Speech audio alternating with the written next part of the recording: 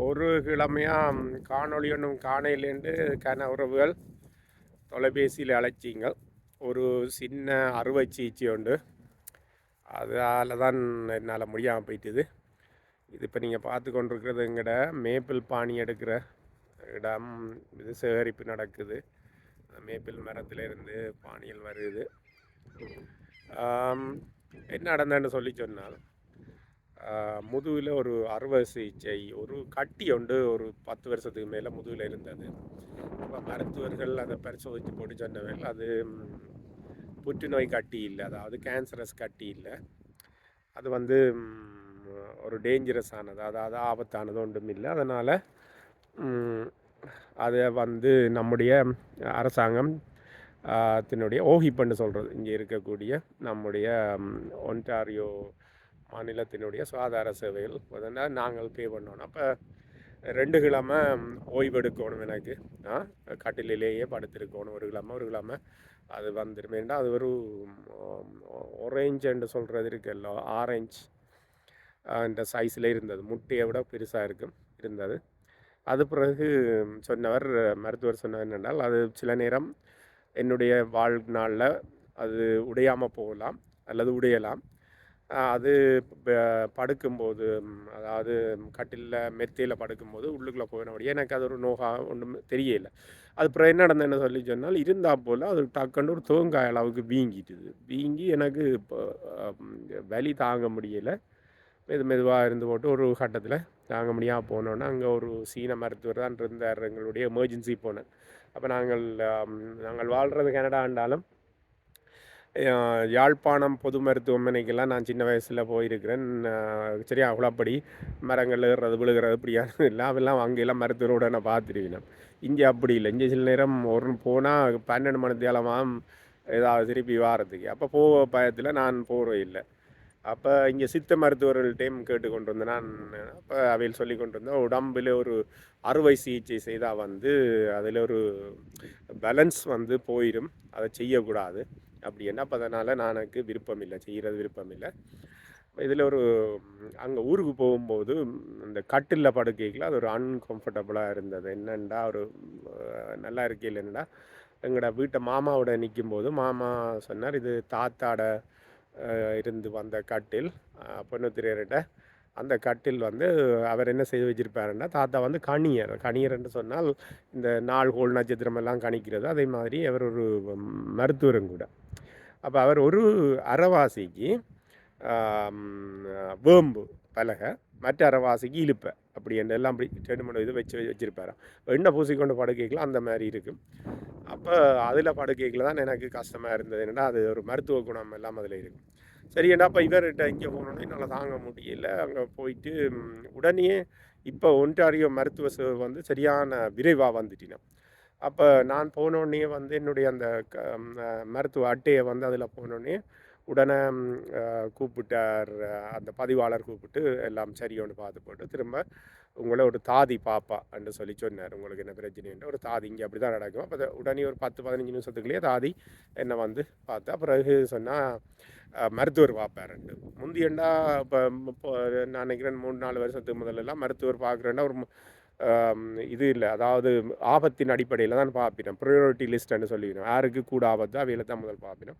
இப்போ இது எனக்கு ஒரு 40 நிமிஷத்துலேயே மருத்துவர் வந்து பார்த்துட்டு சொன்னார், ஐயோ இந்த முதுகெல்லாம் வந்து இன்ஃபெக்ஷன் ஆக்கிட்டுது, எல்லாம் அந்த தொற்று கிருமி, அந்த கிருமிகள் எல்லாம் வந்து தண்டிட்டுது, உடனே அறுவை சிகிச்சை செய்யணும்னு சொல்லி போட்டு சொன்னாருன்னா, அது பெருசாக வந்து உனக்கு நடக்க முடியாமல் போயிடும், அவ்வளோத்துக்கு மோசமாக இருக்குமாண்டு. ஆனால் அறுவை சிகிச்சை அவர் செய்து போட்டு உடனே செய்துட்டினோம். ஒரு 2 நர்ஸை கூப்பிட்டார், 2 தாதிகளை கூப்பிட்டார். அவர் சொன்னார், இந்த விரைக்கிற மருந்து போடுவேன், ஆனால் வெட்டுறது எல்லாம் வந்து நமக்கு தெரியும் சரியாக நோவாக இருக்கும், அதை ஒன்றும் செய்யலான்னு சொல்லி போட்டு அதனால தான் எல்லாத்தையும் அதில் இருக்கிற எல்லாத்தையும் பட்டி எடுத்து என்னை போட்டு விட்டுருக்கிறார். 2-3 நாள் ஒன்றும் செய்ய முடியல. இப்போ திருப்பி வந்துட்டோம். அப்போ அது நாங்களும் கண்டபடி நானும் வந்து ஒரு தமிழன் என்று சொல்லி நம்முடைய ஒரு நினைப்பில் நம்முடைய எண்ணம் உடம்பில் ஆற்றல் அதுகளுக்கு மிஞ்சியும் வேலையில் செய்கிறானே, அப்போ அதனால் வந்து இன்னும் தெரியல, முடிஞ்சுது, நல்லா முடிஞ்சுது. இப்போ அந்த புண் காஞ்சி கொண்டு இருக்குது.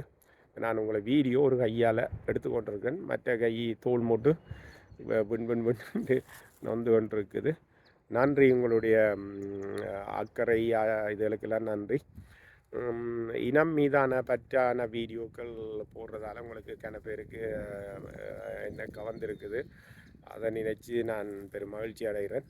என்று சொல்லி சொன்னால், அந்த இனத்தின் அக்கறை வந்து காட்டும்போது தான் நம்முடைய மக்களோட மனசு வந்து, அதாவது ஒரு பொது இலக்கை நோக்கி பேசும்போது தான், தனி இலக்கோ அல்லது ஒரு குழு இலக்கோ அப்படி இல்லாமல் ஒரு பொது இலக்கை பற்றி நினைக்கிற போது நிறைய பேர் துணைக்கு வருவினம்னு சொல்லி பல்வேறு தத்துவ ஞானியெல்லாம் சொல்லியிருக்கணும். அந்த வகையில் வாழ்த்துக்கள், நன்றி. நான் அதுக்கு கொடுத்து வச்சிருக்கணும்.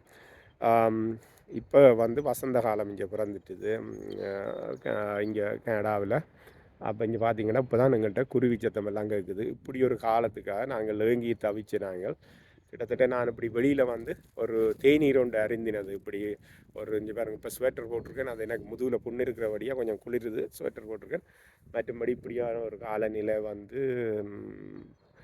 கிட்டத்தட்ட ஒரு நினைக்கிறேன் 7-8 மாதத்துக்கு பிறகு இப்படி வந்திருக்கு. அதை வந்து வரவேற்கும் முகமாக வந்து வெளியே நிற்கக்கூடியதாக இருக்குது. இப்படி வந்து தண்ணி குடிச்சு கொண்டு நிற்கக்கூடியதாக இருக்குது. கண்மணி என்னடியா, இங்கே வாங்க செல்லக்குட்டி. கண்மணி வாங்க, இங்கே செல்லம்மா. கண்மணி வாங்க. அவள் ஒரு முயல் ஒன்று வந்துட்டு போல இருக்குது. அது ஐயோ காய். கண்மணி வாங்க, ஓடியாங்க. வர்றா இல்லை. இப்போ பார்த்தீங்கன்னு சொன்னால் இப்போ சுடுகாடாக்கு மாதிரி கிடக்குது. இது இன்னும் ஒரு மாதத்தில் எல்லா மரங்களுக்கு இலைகள் எல்லாம் வச்சு பெரிய ஆர்ப்பாட்டமாக இருக்கும். அப்புறம் அந்த காலம் திரும்பி இலை கொட்டி இப்படியே வரும். இதுதான் கனடா. அப்போ எத்தனை இந்த சுழற்சியில் நாம் உயிர் வாழ்கிறோமோ என்றதுதான் நமக்கு இருக்கக்கூடிய மிகப்பெரிய ஒரு கேள்வி. ஏனென்றால் நம்முடைய பிறப்பில் இருந்து இறப்பு வரை வந்து ஒரு மேடை மாதிரி தானே வைக்கொண்டு மாறிக்கொண்டு இருக்கு. அப்போ எத்தனை வின்டர், எத்தனை சம்மர், எத்தனை கோடை, எத்தனை மேரி நாம் உயிர் வாழ்கிறதுன்றது அது ஊரில் வந்து வித்தியாசமாக இருக்கும். என்னென்னா 365 நாளும் எங்களுக்கு சூரியன் இருக்கும், இயற்கையை வந்து கிட்டமுட்ட ஒரே மாதிரி இருக்கும். இங்கே அப்படி இல்லை. இங்கே வந்து மேரி கோடையெல்லாம் வந்து பயங்கர மோசமாக இருக்கும். அதை பார்க்கும்போது நாம் அதை அந்த காலத்துன்றதை வந்து பல முதியோர்கள் சொல்லி நம்ம வந்து தங்களுடைய மரணத்தை நெருங்கி கொண்டிருக்கிறத காட்டுமென்று சொல்லி அந்த மரணத்துக்கு எல்லாம் அஞ்சு தமிழன் வாழ்கிற இல்லை. பார்த்தீங்கன்னா எங்களை குளம் எப்படி இருக்குன்னு பாருங்க. குளம் எப்படி இருக்குது. இங்கால பதிவான நிலத்தில் தண்ணி நிற்கிது, உங்களுக்கு தெரியுது.